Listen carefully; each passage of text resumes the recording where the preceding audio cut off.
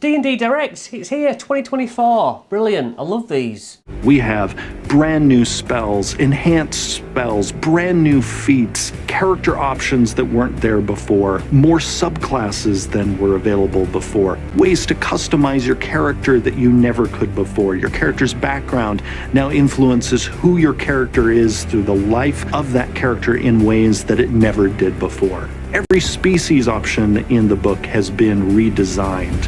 It is a complete reimagining of the book.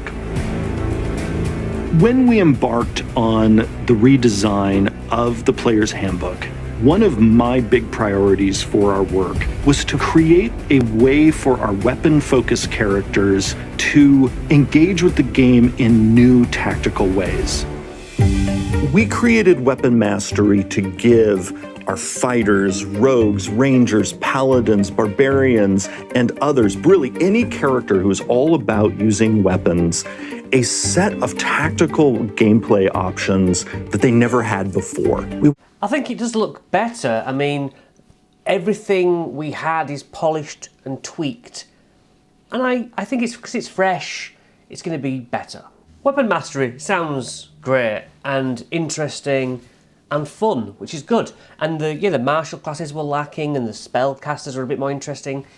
Let's see if that redresses some of that imbalance. Everything is new in the Player's Handbook. I think every piece of art is new. Oh, new art. But I would buy this book just for the rules glossary. And the art, obviously the new art. The 2024 Dungeon Master's Guide is really a top-to-bottom rewrite of the 2014 Dungeon Master's Guide. There's so much more art in this book than there was in the last one. More art? I love art. And 99% of the art in this book is new. New art? Oh yeah, Monster Manual, good.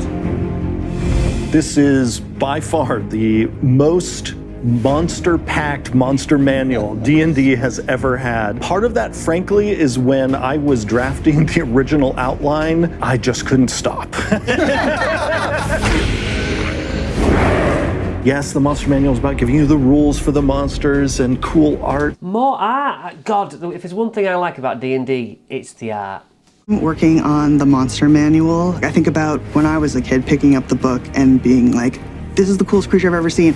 I want to make a campaign with this in it, or like I'm just obsessed with how a displacer beast looks. I want to make this monster manual amazing. Okay, here we go. The Dragon Anthology book will be the first anthology and adventure book for the new 2024 rules. This anthology is all about dragons in dungeons, and it's kind of surprising how many people say that they've actually never fought a dragon in D&D. Is a book of 10 short adventures that all feature dragons in dungeons. Okay, so you've never fought a dragon in a dungeon. So, we just do it 10 times in a row? No, of course not. You give you 10 options, 10 different stories, and I'm sure they did what they could. But it's still 10 of the same thing, which is a bit overkill, isn't it? Yes! A new starter set. I'm always up for this. I look forward immediately to doing a DM's guide to it, and I'm a sucker. They're great bargains as well all the time. How do we set it up so that they can create these amazing, beautiful play events? Part of the way that we're doing that is game stores will now get early access to our releases 2 weeks early. Now I imagine that is the PDF, just like the people who pre-order it. And that's cool, and yeah, I like it. And those releases will be supported by play programs so that a store owner can go, hey, you've got your book early, and now here's some adventures to play along with it, with all of your friends in the store. Now I'd like that. I would like to run something in a store. Unfortunately, nobody would want me to do it. One thing I love the most in this world is that's when I can bring Magic and D&D together. They're both just so special to so many folks. And Magic is going to highlight D&D's 50th anniversary with some Secret Lair drops today. Now, Magic the Gathering, our D&D Baldur's Gate version is our favourite version. So, you know, maybe I'll be buying that as well. What's your favorite part of D&D? The minifigs. The next step for us with Lego is really to explore what it looks like beyond a major set. And so we're doing 12 minifigs. Those are going to come out on 9/1, so very, very, very soon. How exciting is that?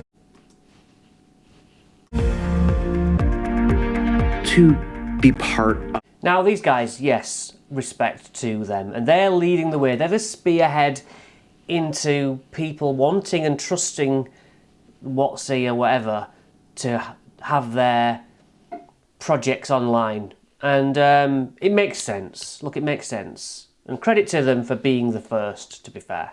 Of a community of authors and creators that grow my game table more than just the people sitting at it is so special. I think if anyone got the opportunity to put an adventure on D&D Beyond, it would be hard to say, no, you're sorry, you're not having my project. I mean, I'd put anything on straight away. I'm a sellout. That's kind of been the dream, is to be a part of that. We're very excited to just add our voice and our passion to the bigger picture. We're thrilled to announce some of our partnerships with creators that you know and love, whose content will be coming to the D&D Beyond marketplace. Part of our reimagining of D&D's core books was us also wanting to return to D&D's most popular setting, the Forgotten Realms. We are super excited about the Forgotten Realms guide. There hasn't been a player's guide in 5th edition. It's too much to fit into one book. So our return to the realms is going to be in 2 books. My least used and least enjoyed book is the breakdown of all the areas. And a lot of work went into it, but I'm intrigued. I'm not passing any judgment. One tailor-made for dungeon masters, and the other a book that is tailor-made for players, but also of use to our DMs. Which I'll be getting both of, yes, of course. It does sound cool, to be fair. You know, I want to be one of those old guys who is now currently sort of talking about 1st edition, 3.5, whatever, but I want to talk about 5th edition, like, when I was a lad, I used to play 5th edition. Well, actually, I was an old man already. My money will be spent. Look, it's fair enough. I love it. I love the hobby. And I think about it all the time. But there wasn't that much for me to actually get excited about, really, to be fair. I mean, I think One Shot Quest has said it best. And maybe you're having some fairy stories, or you're having conflict that you can resolve without violence. That's all the Moonshae Isles. And then finally, the land of Kalimshan. Each one of You're gonna click your circle, measure out your 20-foot radius there. You can move it around anywhere you want. And then let's say you want to get really cool. You can jump up here, change your pattern to fireball. You can select it, you can move it around, you can change the colors. Just a really cool feature.